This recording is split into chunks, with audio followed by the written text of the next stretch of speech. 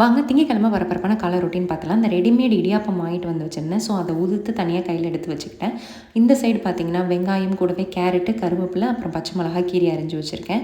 கடலைப்பருப்பு, கடுகு இது ரெண்டும் போட்டு தாளிச்சதுக்கப்புறம் பெருங்காயம் கொஞ்சம் சேர்த்துக்கோங்க.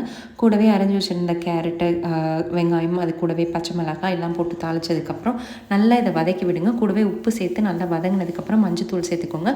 ஒரு 1/4லேருந்து 1/2 டம்ளர் வரைக்கும் நம்ம வந்து தண்ணி சேர்த்துக்கலாம். அதுக்கு தண்ணி சேர்த்து நல்லா மிக்ஸ் பண்ணி விடுங்க.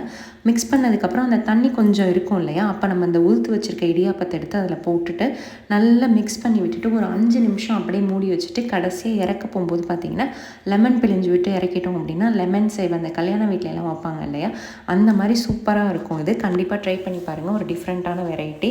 ஸோ இன்றைக்கி வந்து ஒரு பாக்ஸ் எக்ஸ்ட்ரா தான் பண்ணியிருக்கேன் என் ஃப்ரெண்டு ஒருத்தவங்களுக்கு எடுத்துகிட்டு போகிறதுக்காக. ஸோ என் பையனுக்கும் அதே தான் பிரேக்ஃபாஸ்ட்டு. கூடவே பார்த்திங்கன்னா மாம்பழத்தில் வந்து லைட்டாக சில்லி பவுடர் போட்டு கேட்டான். அதனால் அதை வச்சுட்டு அவனையும் பஸ் ஏற்றி விட்டு வந்துட்டு லஞ்ச் பார்த்திங்கன்னா நேற்று வச்ச மீன் குழம்பு தான். தம்பிக்கு மட்டும் தயிர் சாதம், உருளைக்கிழங்கு வறுவல் தான். பார்க்கலாம்.